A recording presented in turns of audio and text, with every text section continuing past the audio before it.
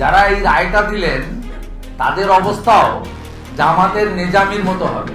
আমি আজকে বলে দিলাম, আমার নাম করে আপনি রেকর্ড করে। হাসিনার ফাঁসির রায় দেওয়া কে এই বিচারপতি গোলাম মুর্তুজা মজুমদার। গোলাম মুর্তুজা মজুমদার বর্তমান সময়ের সবথেকে আলোচিত নাম। তিনি এমন একজন সাহসী বিচারক যিনি আইনের শাসন প্রতিষ্ঠায় নিজের জীবনের সর্বোচ্চ ঝুঁকি নিয়ে সাবেক প্রধানমন্ত্রী শেখ হাসিনার মৃত্যুদণ্ড রায় ঘোষণা করেছেন। আন্তর্জাতিক অপরাধ ট্রাইব্যুনালের এজলাসে বসে তিনি এই ঐতিহাসিক রায় দিচ্ছিলেন। Inflict her with only one sentence, that is sentence of death. তখন তার সামনে ছিল কেবল ন্যায় বিচার, আর পেছনে ছিল কোটি মানুষের প্রত্যাশা। পিনপতন নীরবতার মধ্যেই তার গম্ভীর কণ্ঠে ঘোষিত এই রায়, এটি শুধুমাত্র একটি আইনি সিদ্ধান্ত ছিল না, বরং এটি বাংলাদেশের রাজনৈতিক ইতিহাসে একটি নতুন অধ্যায়ের সূচনা করেছে। স্বাধীন বাংলাদেশে প্রথমবারের মতো দেশের সর্বোচ্চ ক্ষমতাধর ব্যক্তির বিচার সম্পন্ন হলো, আর তা হলো এমন একজনের হাতে যাকে বিগত সরকার বছরের পর বছর কোণঠাসা করে রেখেছিল। কিভাবে তিনি সব ধরনের রাজনৈতিক চাপ ও আন্তর্জাতিক হুমকি মোকাবেলা করে এই ঐতিহাসিক রায়টি দিলেন, এবং বিচার প্রক্রিয়ায় প্রসিকিউশন টিম কিভাবে তাকে সহায়তা করল, তার প্রতিটি ধাপ আজকের এই ভিডিওতে আমরা জানব।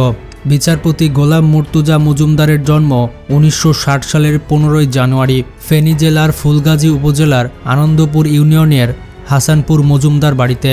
তবে তার আসল পরিচয় কেবল তার জন্মস্থানে নয়, বরং তার 36 বছরের আপসহীন কর্মজীবনে। তিনি 1982 সালে বিসিএস বিচার ক্যাডারে যোগ দেন। তার সহকর্মীরা তাকে চেনেন বিচার বিভাগের এক নিঃসঙ্গ শের হিসেবে। তিনি এমন একজন বিচারক ছিলেন যার এজলাসে দাঁড়িয়ে বড় বড় অপরাধী বা রাজনৈতিক নেতারাও চোখের দিকে তাকানোর সাহস পেত না। তার সাহসিকতার সবচেয়ে বড় প্রমাণ হলো বিগত সরকারের আমল। আমরা জানি গত 15 বছরে বিচার বিভাগকে কিভাবে রাজনৈতিক প্রভাবে কুক্ষিগত করা হয়েছিল, কিন্তু গোলাম মুর্তুজা ছিলেন একেবারে ব্যতিক্রম। তিনি তার দীর্ঘ কর্মজীবনে কখনোই কোনো এমপি বা মন্ত্রী নেতার প্রভাবশালী তদবির শোনেননি।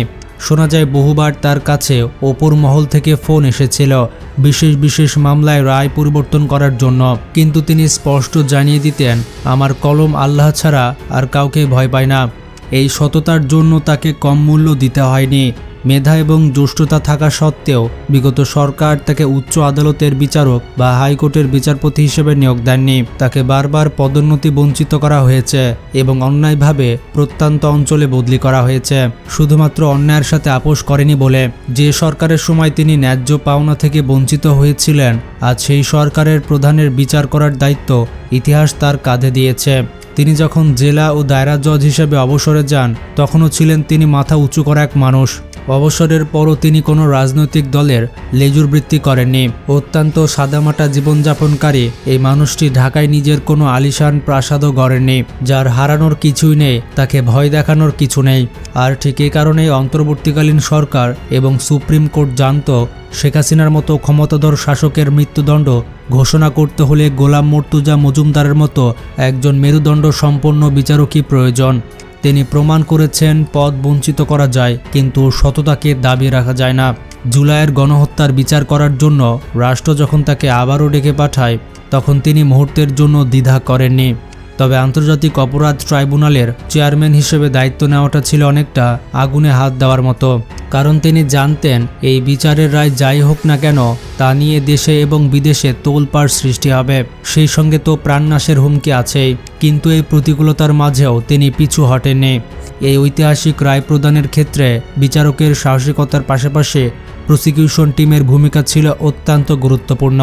বিশেষ করে চিফ প্রসিকিউটর তাজুল ইসলাম এবং তার সহযোগী ব্যারিস্টার নাবিলা যেভাবে আইনি লড়াই চালিয়েছেন তা ছিল সত্যি অসাধারণ। তাজুল ইসলাম আদালতের সামনে একের পর এক অকাট্য যুক্তি তুলে ধরেছেন, যা আসামির পক্ষের আইনজীবীদের জবাব দেওয়ার কোনো সুযোগ রাখেনি। তিনি প্রমাণ করেছেন যে জুলাই মাসে ছাত্র জনতার ওপর গুলি চালানো হয়েছিল তা কোনো বিচ্ছিন্ন ঘটনা ছিল না, বরং তা ছিল সরকারের সর্বোচ্চ পর্যায় থেকে দেওয়া নির্দেশ। অন্যদিকে ব্যারিস্টার নাবিলার নেতৃত্বে প্রসিকিউশন টিমের গবেষকরা হাজার হাজার পৃষ্ঠা নথি এবং ডিজিটাল প্রমাণ সংগ্রহ করে আদালতের সামনে উপস্থাপন করেন। তারা ভিডিও ফুটেজ এবং অডিও ক্লিপ বিশ্লেষণ করে দেখান যে কিভাবে শেখ হাসিনা এবং তার মন্ত্রীরা পুলিশ ও বিজিবিকে ব্যবহার করে এই হত্যাযজ্ঞ চালিয়েছিল। প্রসিকিউশন টিম এতটাই নিখুঁতভাবে মামলাটি সাজিয়েছিল যে আসামি পক্ষ যেন কোনো আইনি ফাঁকফোকরের নিশানাও খুঁজে পায়নি।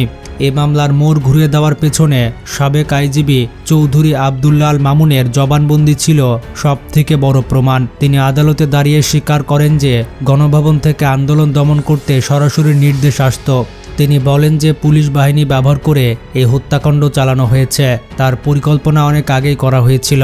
বিচারক গোলাম মুর্তুজা মজুমদার এই সাক্ষ্যকে অত্যন্ত গুরুত্বপূর্ণ বলে মনে করেছেন, কারণ এটি ছিল রাষ্ট্রযন্ত্রের ভেতর থেকে আসা স্বীকারোক্তি।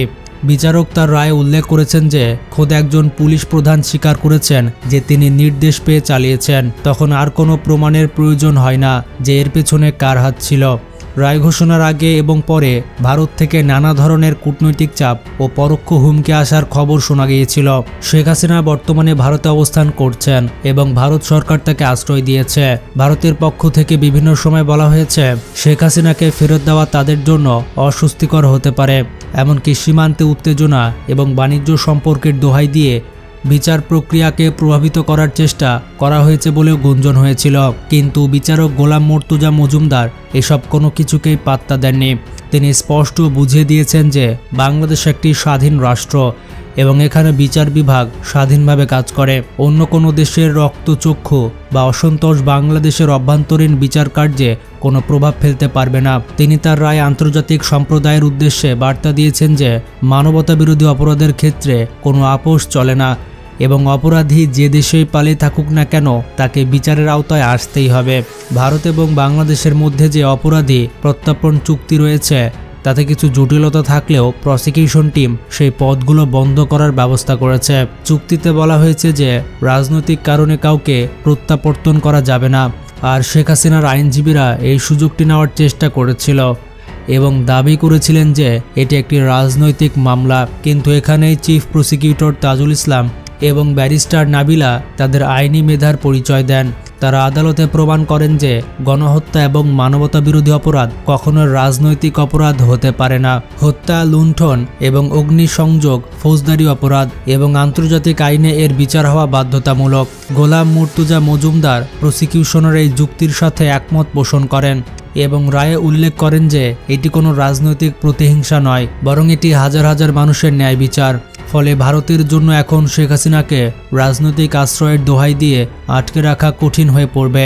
বিচারপতি গোলাম মুর্তুজা মজুমদারের এই রায়ের পর তার নিরাপত্তা নিয়ে সর্বোচ্চ সতর্কতা জারি করা হয়েছে, কারণ তিনি এমন একটি রায় দিয়েছেন যা দেশের অনেক প্রভাবশালী গোষ্ঠীর স্বার্থে আঘাত করেছে।